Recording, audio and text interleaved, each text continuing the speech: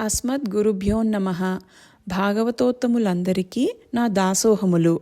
పరంపదవాసులైన చెక్క సూర్యనారాయణ గారు మరియు అనసూయమ్మ గారి మనవరాలిని. పరంపదవాసులైన నున్న రామం గారు మరియు రాఘవమ్మ గారి ప్రథమ పుత్రుడు పరంపదవాసి నున్న శ్రీనివాసరావు గారు మరియు శ్రీమతి లక్ష్మీ శకుంతల గారి ప్రథమ పుత్రుడు రామ్జీ గారి పిరాట్టి సుష్మా. కందాడవంశ సంజాతం రామానుజతనూభవం గోపాలాచారి సచ్చిష్యం గోపాల గురుమాశ్రయే. శ్రీశైలేశదయాపాత్రం ప్రణతోస్మి నిత్యం. கரவைகள் சென்று காணம் ஜேரந்துன்போம் அறிவொன்று மில்லாத ஆய்குலத்து உன் தன்னை பிறவி பெருந்தனை புண்ணியம் யாமுடையோம் குறை ஒன்றுமில்லாத கோவிந்தா உன் தன்னோடொருவேல் நமக்கிங்கொஜிக்க ஒழியாது அறியாத பிள்ளைகளோம் அன்பினால் உன் தன்னை சிறு பேரு ஜைத்தனவும் சீரியருளாதே இறைவா நீ தாராய் பறைయేలో రెంబావాయ్. ఇప్పటి వరకు గోపికలు కృష్ణుని మహిమలను స్తుతించారు. ఆయన మహిమలను గుర్తు చేశారు. ఆయన్ని నిద్రలేపారు. ఆయన్ని తమ వ్రతఫలంగా కోరారు.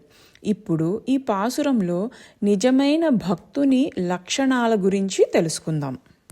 ఇప్పుడు పదార్థం తెలుసుకుందాం. కరవైగళ్ గోవులు, పిన్ వెనుక, సెండ్రు వెళ్ళి. కరవైగల్ సెండ్రు గోవుల వెనుక వెళ్ళి. కానం అడవి, చేరు చేరి, ఉన్నోం తింటాము. కానం జేరందున్బోం అడవిలో కలిసి భోజనం చేస్తాము. అరివు జ్ఞానం ఒండ్రు ఒక్కటైన, ఇల్లాదా లేని. అరివొండ్రు ఇల్లాదా ఒక్కటైన జ్ఞానం కూడా లేని. ఆయకులత్తు గోపకులానికి చెందిన. ఉన్తన్ నీ తన. పిరవి జన్మ పెరుందనై గొప్పదైన. పుణ్యం పుణ్యం యాముడయోం మేము కలిగి ఉన్నాము. ఉన్తన్నై పిరవి పెరుందనై పుణ్యం యాముడయోం నీ ప్రత్యేక జన్మ వల్ల కలిగిన గొప్ప పుణ్యాన్ని మేము కలిగి ఉన్నాము. కురై లోపం ఒండ్రు ఒక్కటైన, ఇల్లాదా లేని. గోవింద ఓ గోవింద. కురై ఒండ్రు ఇల్లాద గోవింద ఏ లోపము లేని ఓ గోవింద. ఉన్ నీ తన్నోడు నీతో. ఉరవు సంబంధం ఏల్ అయినా సరే. నమక్కు మాకు. ఇంగు ఇక్కడ. ఒజిక్క విడిచిపెట్టి. ఒజియాదు వీలు కాదు. ఉన్ తన్నోడ్ ఉరవేల్ నమక్కు ఇంగు ఒజిక్క ఒజియాదు నీతో ఉన్న సంబంధాన్ని మేము ఇక్కడ విడిచిపెట్టలేము. అరియాద తెలియని. పిల్లైగళోం పిల్లలమైన మేము. అన్బినాల్ ప్రేమతో. అరియాద పిల్లైగళోం అన్బినాల్ తెలియని పిల్లలమైన మేము ప్రేమతో. ఉన్ తన్నై నిన్నే. చిరుపేర్ చిన్న పేరుతో. సిరి అరుళాదే గొప్పతనం కృప ఇవ్వకపోవద్దు. ఉన్ తన్నై చిరు పేరు జైతనవం సిరి అరుళాదే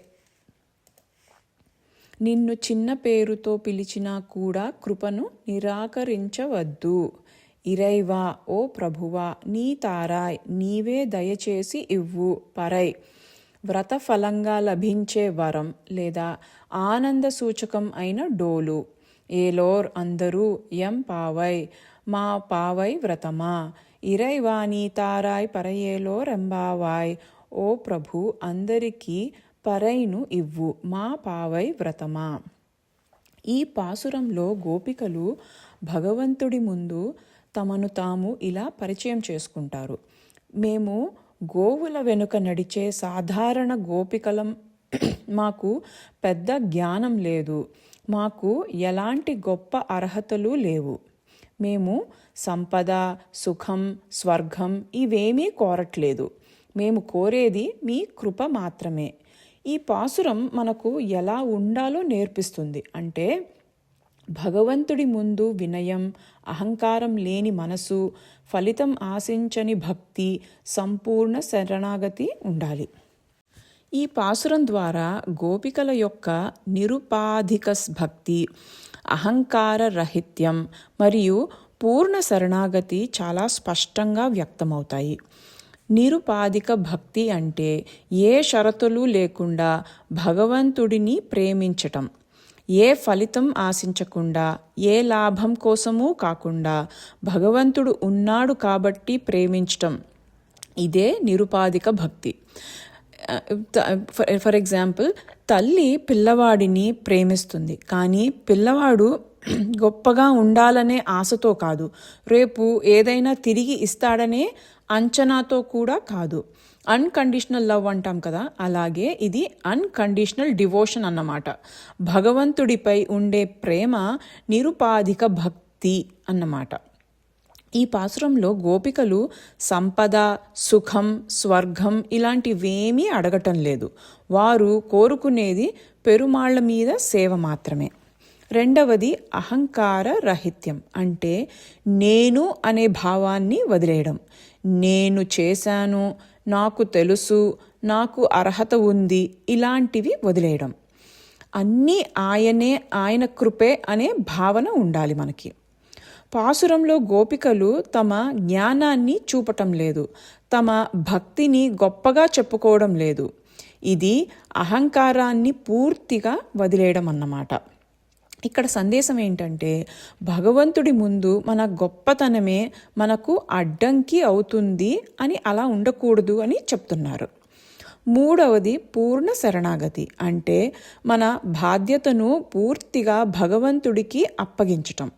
ఈ పాసురంలో గోపికలు తమను తాము పూర్తిగా అప్పగిస్తున్నారు, మాకు వేరే ఆశ లేదు అని స్పష్టం చేస్తున్నారు. ఇక్కడ సందేశం ఏంటంటే, మనం భగవంతుడిని ఉపయోగించుకోవద్దు, మనల్ని ఆయనకి అర్పించాలి. ఇది శరణాగతి పరాకాష్ఠ. ఈ మూడు కలిస్తేనే నిజమైన భక్తుడు అవుతాడు. ఈ పాసురం మనకు నేర్పేది ఇదే. అహంకారం లేకుండా రండి, అర్హతలు చూపించకుండా రండి, ఖాళీ చేతులతో, నిండిన హృదయాలతో రండి. భగవంతుడిని ప్రేమించడంలో షరతులు లేకపోతే, మనలో నేను అనే భావం లేకపోతే, మన జీవితాన్ని ఆయన చేతుల్లో పెట్టగలిగితే అదే నిజమైన భక్తి. అదే తిరుప్పావై సందేశం కూడా. భగవంతుడి ముందు మన గొప్పతనం అవసరం లేదు, మన అర్హతలు అవసరం లేదు. ఖాళీ చేతులతో, నిండిన వినయంతో ఆయన పాదాల వద్ద నిలబడితే చాలు. తిరుప్పావైలో ఇది చివరి పాసురం, అంటే సాత్తు పాసురాలు కాకుండా. మన సాంప్రదాయ స్వరూపం అందరికన్నా చివరిగా ఉండటం, అంటే సేవకులుగా ఉండటం కదా.